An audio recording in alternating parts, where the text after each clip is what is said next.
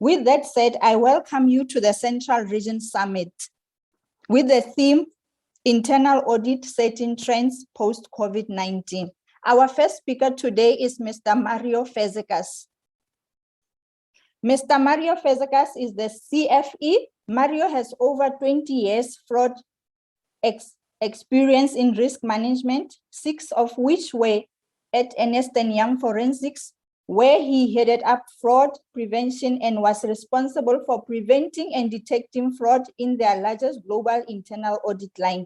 He joined Exatech in January 2008 to create the fraud prevention practice, and then in January 2021, Exatech merged with SNG Grant Thornton.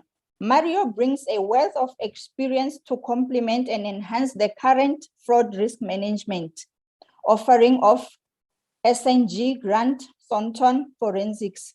He is a CFE and training assessor accredited by Facet for finance, accounting, management, consulting, and other financial services. Mario is a senior manager forensic service at SNG Grant Thornton.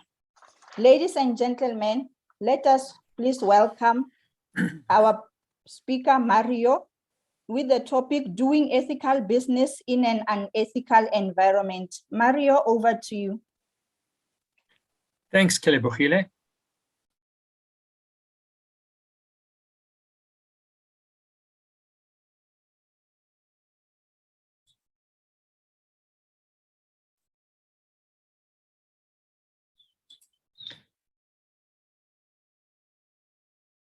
Can everybody, can you just let me know, can you see the slides?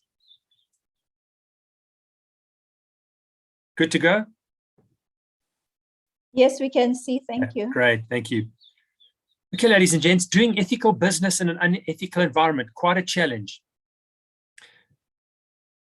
I want to start off by pointing out that there's an inverse relationship between fraud and ethics. The less ethics you have, the more fraud you have, and the converse is true. If you look at the newspaper headlines, you see things like this: ethical crisis for South African legal profession. The article goes on to say we need another way of educating our students to do away with the just don't get caught mentality, and ethics doesn't pay the rent. It's not just the legal profession. It's public sector, private sector, wherever you look, ladies and gents. Corporate South Africa not taking ethics serious.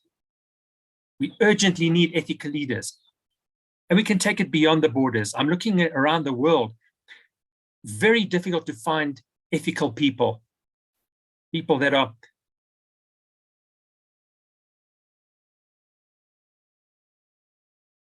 okay.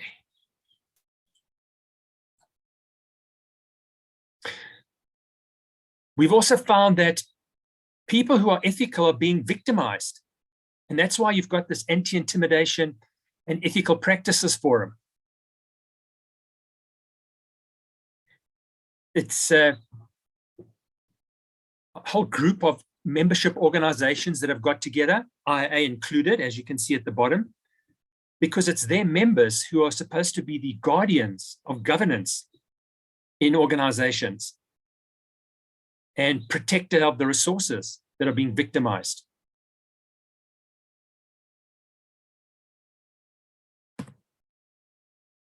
In the 2017 research report that they did, they asked some interesting questions. Do you, as an organization, want to do the right thing? And we look and see 54% want to do the right thing. That's positive. Then they ask another question. Doing the right thing is more important than financial success. Only 26%. What happened? We want to do the right thing, but financial success is more important. It brings us to a quote from Jeffrey Skilling, the former CEO of Enron. I've thought about this a lot, and all that matters is, which word do you think he chose?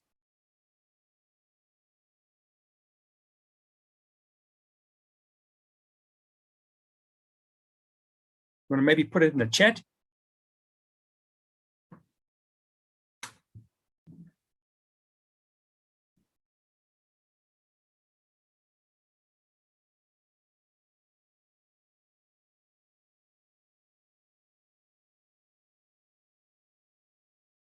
Thanks, Linda. That's the word he chose. Money, money, money, always sunny in a rich man's world.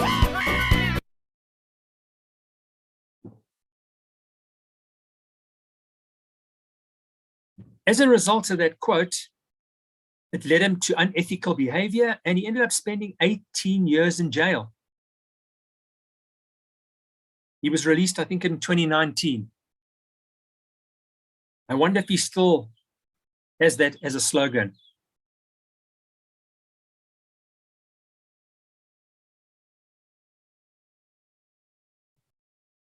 Let's look at a corporate example. Ford South Africa failed to protect its reputation. The Ford Cougar had a little problem where owners would be driving the car and flames would start coming out the dashboard. 50 vehicles burnt and 1 person burnt to death.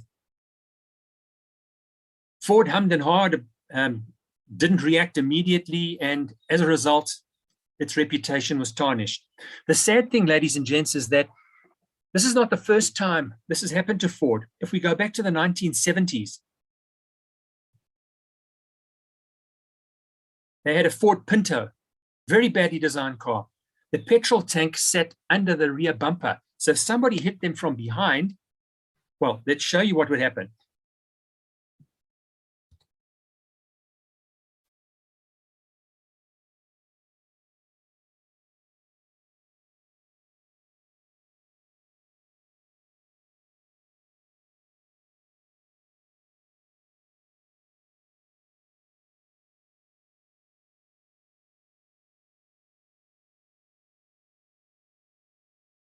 At Ford, a debate erupted about going ahead with the vehicle. On the legal end, the company stood on solid ground. Government regulation at the time only required gas tanks to remain intact at collisions under 20 miles per hour. What about the ethics? The question about whether it was right to charge forward was unavoidable because rear-end accidents at speeds greater than 20 miles per hour happen every day. So Ford realized that they've got a problem. These are the crash tests. So what did they do? They called in the accountants and said, do a cost-benefit analysis. So they worked out that estimated about 180 people will die, 180 would be injured, 2,000 cars would burn out, and they'd have to pay out a certain amount of money for each death, injury, and car. And they're looking at 49 million. And if they had to redesign the car, it's going to cost 137 million.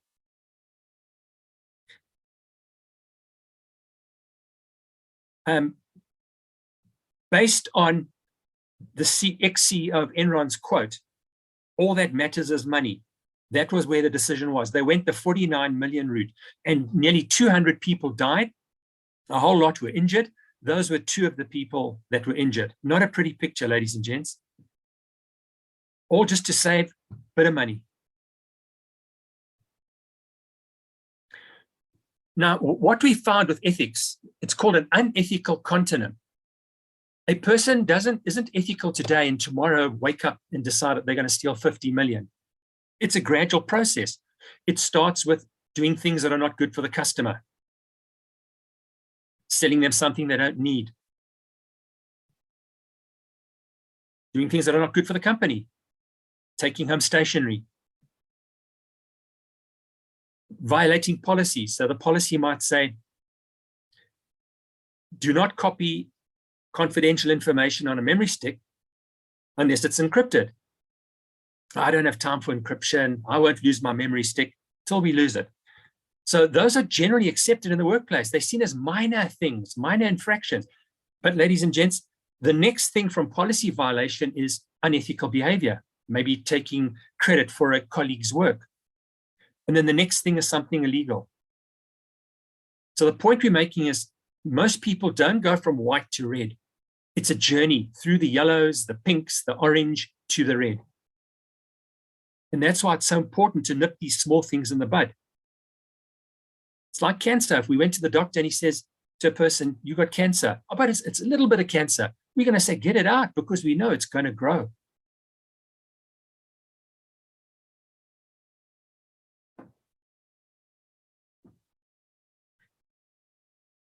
When we find unethical behavior in companies, they catch a fraudster, for example, the organizations love to say it's an isolated incident and it's a rogue employee. Think about it, ladies and gents. If there's a rogue employee, they need to fit into the environment. Otherwise, they're going to stand out from everybody else because they are doing things different. But you'll find, let's take Enron. That's the ex-CFO, Andy Fastow. He's holding up two things there. In the right hand, an award for CFO of the year. In his left hand, his prison card, identification card. And he said he got both items for doing the same thing. And he said Enron had a very bad culture. People were incentivized to do the wrong thing. And the senior people set very bad examples. That's the culture. There's a knock-on effect. And you have a look at some other cases, SocGen. Jerome Kerviel put through nearly 5 billion euros of fake trades. They said, oh, he was just a rogue trader. How is he going to survive? How does he put through so many fake trades with nobody noticing? His boss, the boss's boss, and compliance officers, and so on, risk officers. In the court case, the judge said, Jerome, you are guilty, but I'm not sentencing you to jail because your bosses knew what you were doing, or suspected at least, and looked the other way because they were earning bonuses. Same thing with VW and the emissions scandal. They tried to blame a few rogue engineers.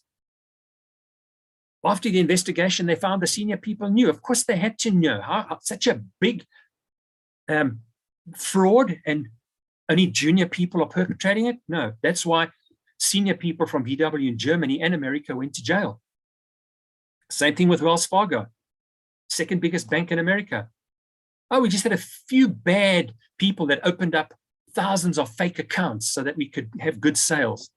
They found it was 5,300 people opening up fake accounts.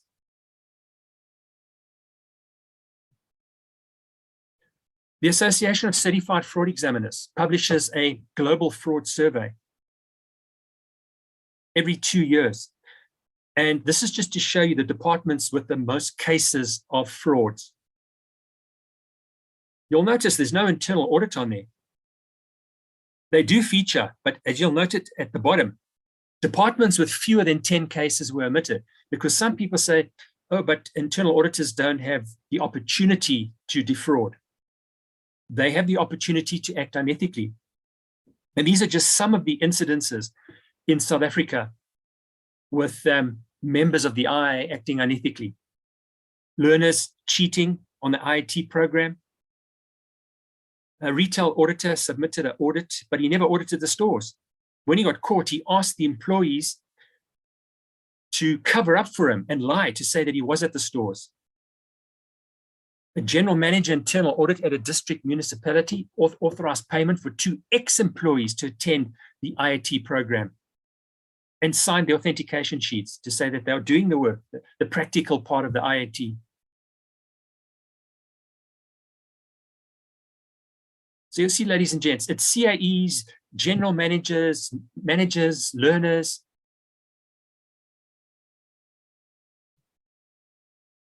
And auditors are under pressure to act unethically. There's a report that you can access called Ethics and Pressure. Sub-Saharan Africa, 31% of auditors said, yes, at least one time I've been asked to change my audit findings.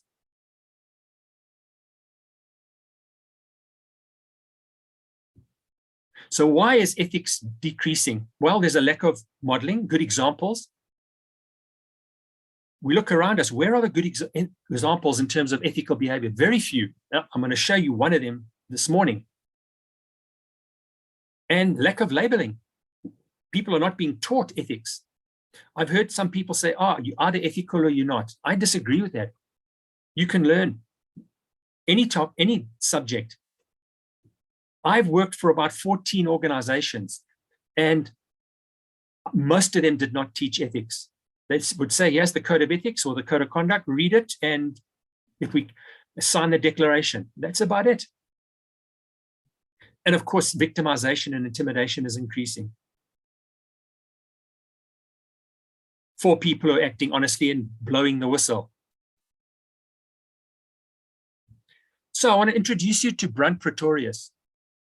For those of you that may be aware of him, he was the head of marketing for Toyota South Africa. He got Toyota up from the 7th highest in car sales in South Africa to number 1.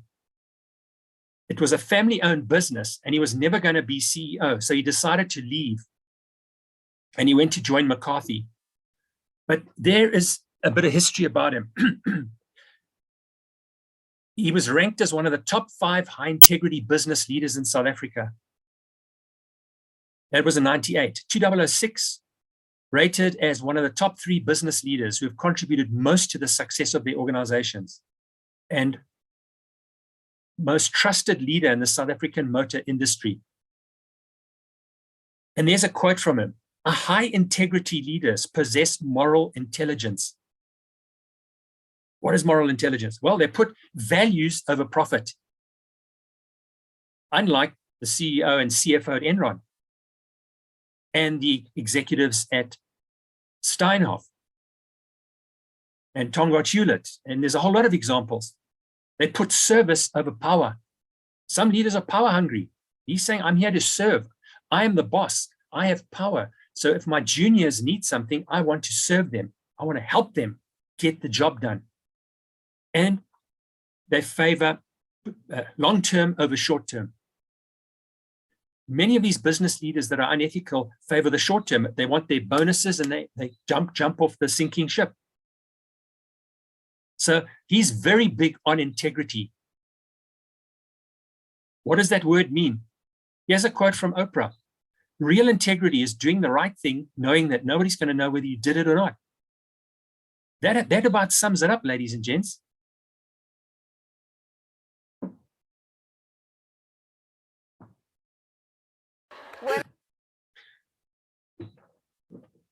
So when he left Toyota, he joined McCarthy. McCarthy was declared insolvent. He took up the challenge because he said, I don't have a future at Toyota.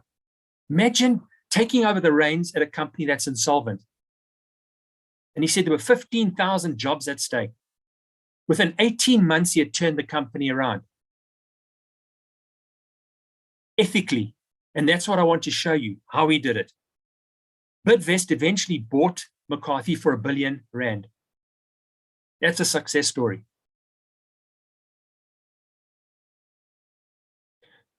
You may know of Maslow's hierarchy of needs. So what they're saying is we have to go up the pyramid. If there's anything missing at the bottom, you're not going to be very good at the top, which is self-actualization, being the best you can be, which is the blue bit. If you don't have food, clothing, and shelter, that's your basic needs, your physiological needs. You're not going to be concentrating on work. You're not going to be a good employee. So they're saying you need to look after the basic needs first and then work your way up. Safety, love, belonging, self-esteem to get to the top. So now Richard Barrett has taken that pyramid and he's basically stretched it out. And the self-actualization, he has split into 3 because that's the most important. So as an individual, he's talking about survival, relationships, going right up. And then number 4 is transforming to make a difference where you are and be of service. So the model that Brent Pretorius used is Richard Barrett's model, but for an ethical organization. So an organization, if it wants to be ethical, needs to look at a few things. The basics is financial stability. Is there adequate communication in terms of relationships with stakeholders? Are there adequate systems and processes? Are people taking the initiative, being responsible? Is there accountability? Are people living the shared values? Are the values guiding the decision-making? Social responsibility. Is the organization looking after communities and giving to charities? And then if there's any integrity challenges, are they resilient?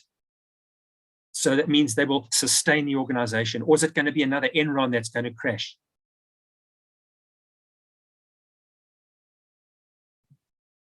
So I'm just briefly going to go through each level. So level 1 is the financial stability. If an organization is not doing well, it's going to be consumed with just surviving. And they're not going to worry about ethics. That's the last thing they're going to think about. And if there is any unethical behavior, they will easily rationalize it because they need to make money. They need to pay salaries. And compliance will be what's called a grudge purchase. Charles Handy was asked by Harvard Business Review, what is a business for? And he says at the bottom, the purple, the purpose of business is not to make a profit, full stop. It's to make a profit so that the business can do something more better, to do something good. So he's saying we shouldn't be focused on making money, but on our product or service. And if we're doing a good job, we'll automatically make the money. Now we look at communication. We need good relationships with all stakeholders. Otherwise, integrity can be compromised. And that means creating a sense of loyalty and belonging. And the most critical thing is employees with their direct supervisors. You know, people like to talk about tone at the top. I worked at Liberty Life for 18 months. I never saw Donald Gordon. I was in the same building as him. Think of it, 18 months. I never saw the man, never spoke to the man. So my tone at the top was my manager. And if employees get conflicting messages, they're going to follow the lead from the person they know. They're going to see the CEO on TV saying something. They're not going to follow that. They're going to follow what the person they see every day telling them to do, or what they see him or her doing. And then we should have open communication. Again, when I worked at another company, there were meetings behind closed doors. There were rumors of retrenchments. So we went to management and said, we hear there's going to be retrenchments. Is that right? No, all the jobs are safe. Don't worry about it. That weekend in the Sunday newspapers, we read that X amount of people are going to be retrenched. Well, it was Liberty Life again. It was the bottom 10% of performers that we're going to get rid of. Why not just tell the people? Why lie to the people? It just breaks down loyalty. There's no trust. And that's because so many managers are focused on their own success. And they don't realize they are there to help their people and make their people grow. Level 3, systems and processes.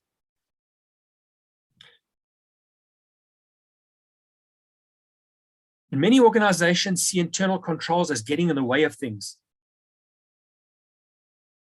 But the companies that are succeeding are the ones that see internal controls as an opportunity to go faster. You know, if your car's got good brakes and good safety, you're going to, with confidence, travel faster, not slower. You can, however, get too focused on processes and with a tick the box mentality. Be wary of that. You know, we do need systems and processes. And if systems are not working, employees then result to self-help. I'll do it my way, and they will not follow the process. And that can lead to shortcuts and unethical behavior. Then we come to accountability, the transition phase. People start taking responsibility. They don't want to be micromanaged. I'll be held accountable. Tell me what to do, train me, give me the tools, and I'll make sure it's done. Then they have a feeling that they're part of the team. and it's a team effort. And we're all responsible for the integrity of the organization.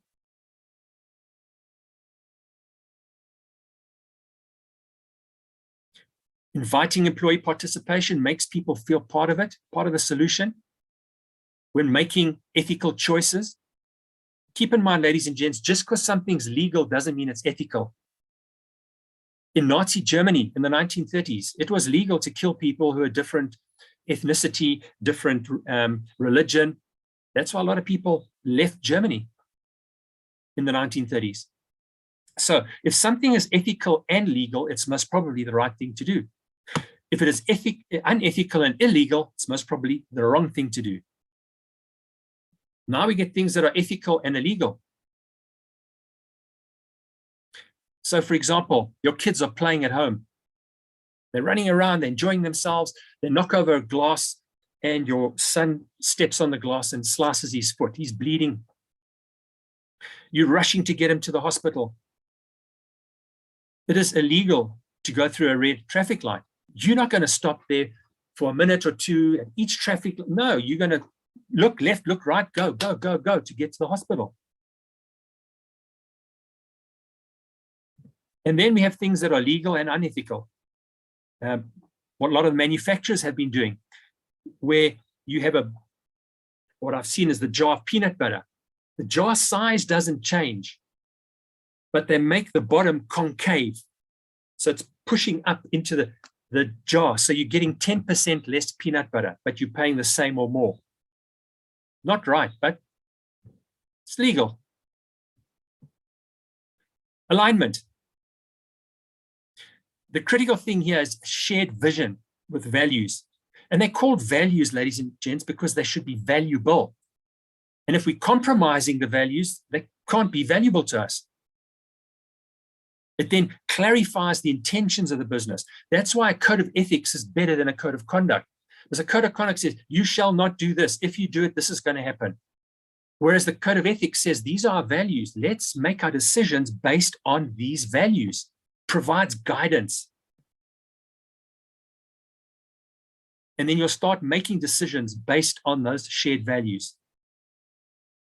And people need to know that there will be consequences for those who aren't willing to walk the talk.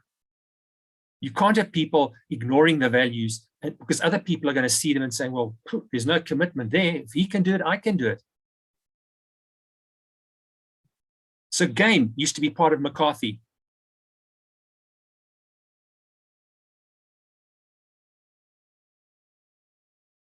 Debocho says, you remind me of Barry Minko. Yeah, so Barry Minko was a teenage fraudster. Go and Google him, ladies and gents. Barry Minko, M-I-N-K-O-W. He had a company called Z-Best Carpet Cleaning Company. And he was a millionaire by the time he was 20, driving a Ferrari. And he went to jail. He came out of jail. He became a pastor. He defrauded the church. He went back into jail. He's come out of jail again. 3 times in jail. I'm waiting for the 4th time. I don't know what he's going to get up to. Anyway, Game was part of McCarthy. So the director flies from Gauteng to KZN and he goes to the Pavilion Shopping Center and he's in the Game store and he takes a packet of razor blades. The cameras see him. They catch him when he's outside. And you can imagine the big scene. And what happened was, the Game CEO held a disciplinary hearing, found the director guilty and fired him. That would not happen in many companies. It would be, I mean, you should know better. And nothing would happen to him. But a few weeks earlier, one of the prestige cleaning staff tried to steal some stationery. She was dismissed on the spot. Imagine if they didn't fire him. Remember, Game was part of McCarthy. Brent Pretorius was the CEO. Dan Barrett, who was this Game CEO, knew that if he didn't do the right thing, Brent Pretorius was going to come down on him. He led an ethical company, big on ethics. Everybody knew that. They didn't tolerate the little things. They had zero tolerance for ethical breaches. Social responsibility. Here we leverage our relationships with stakeholders. to sustain us. Remember, if we're nice to people in the good times, when the bad times come, they will remember us. They will support us. Instead of punishing us and saying, oh, we're not going to buy from you now. Let the ship sink. And that we go back to what Charles Handy said. Are we making a difference in the world and in society? Or are we just here to make money? Are we making the world a better place by what we're doing? Are we going the extra mile to be good corporate citizens and encourage employees and activities in the communities and give to charities?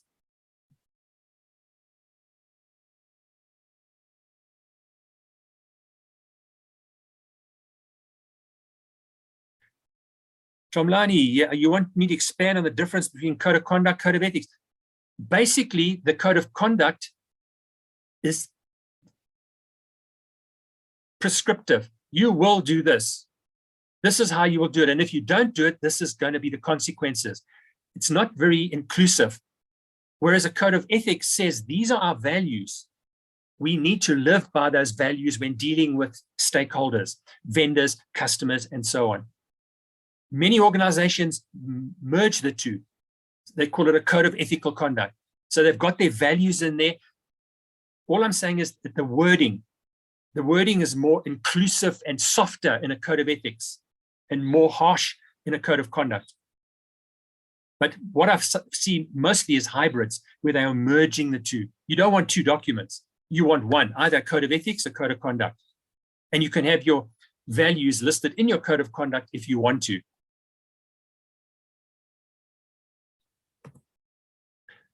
Okay, so to be successful at level 7, organizations need to embrace the highest ethical standards, of course, in the interactions with all stakeholders, and consider the long-term impact, not just the short-term, like these crooked CEOs of Enron and Steinhoff were doing.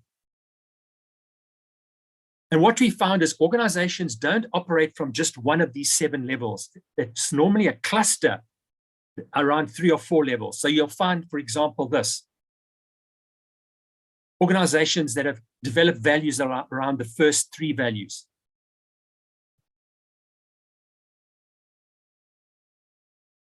And then they'll be lacking the accountability and the commitment from the top. Or you may have organizations that have clustered around 5, 6, and 7. And then they're lacking in the core systems. They're not going to be sustainable. So the ideal organization is one that embraces the full spectrum.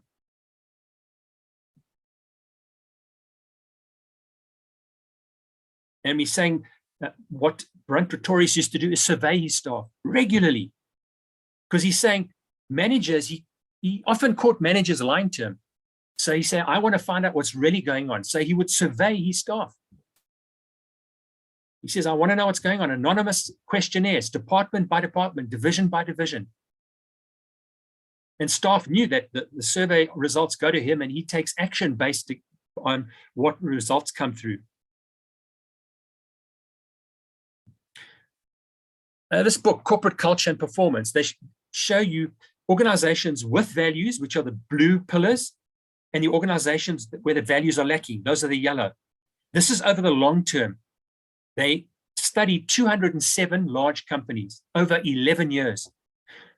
In 1 to 3 years, the yellow bars were exceeding the blue bars, outperforming everybody. Enron, if you invested your money in Enron, you got a 46% return on investment, 46. Their competitors gave 2%. The whole Standard & Poor 500 index could only give 20%. They were giving 46%. Nobody asked how they're doing it till the company crashed. Then it was too late. So in the short term, the yellow bars are much higher than the blue, but those companies are going to fall flat. There's no sustainability.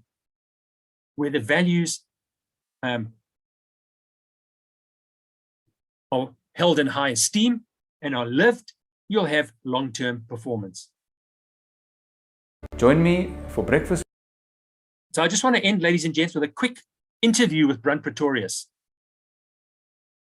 Join me for breakfast with Brent, a man who was responsible for one of the biggest corporate turnarounds in our recent history. Something that you alluded to was moral intelligence, and that is in the area of self-leadership. I want to ask, how important is moral intelligence and ethical leadership when we take it out of ourselves, when we start leading others? And what is the difference and outworking between ethical leadership and non-ethical leadership? Yeah, in my opinion, the most essential attribute that a leader should have is integrity. I like to describe it as the crucial currency of leadership. So I say leadership is not about charisma.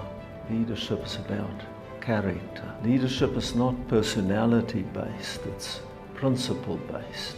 Leadership is not a way of behaving, leadership is a way of being.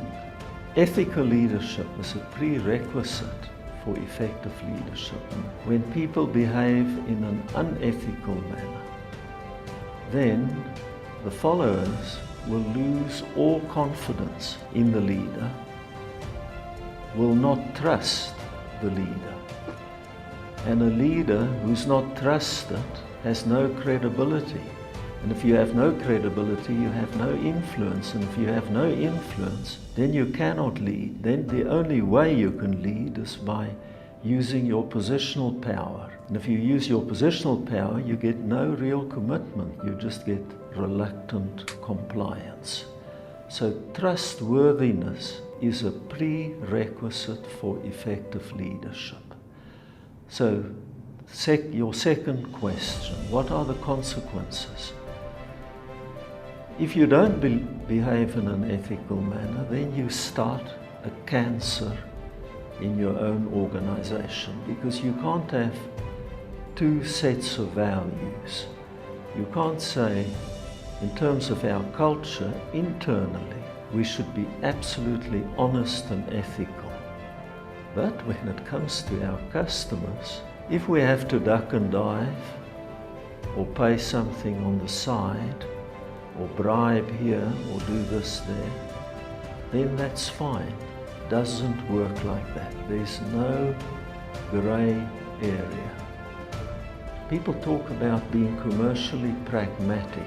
When I hear those words, then I just know that such a business doesn't have a sustainable, good future, because there's only one way, and that is to behave in line with the principles of integrity and fairness and openness and sincerity.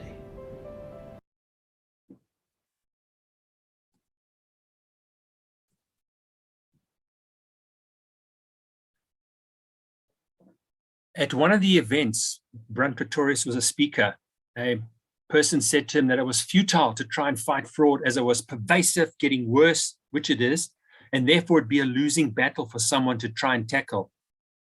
Brent's answer was, it's better to light a candle than curse the darkness. At least let's try, let's do something, instead of just sitting back and complaining or throwing our hands up. If you want to know more about Brent Pretorius, he's got his own website, brentpretorius.com. He does leadership mentoring.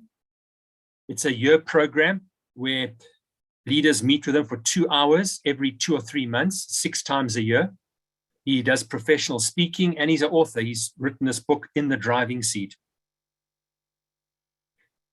That concludes the session, ladies and gents. Are there any questions? Are there any comments? What an ethical dog, eh?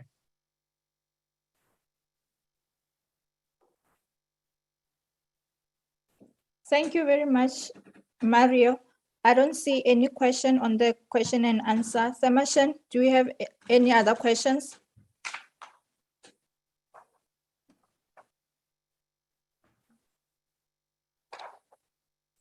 Thank you very much, Marius. It was a very interesting and very insightful presentation that you made for us. We are very thankful. Thank you. It's my pleasure, ladies and gents.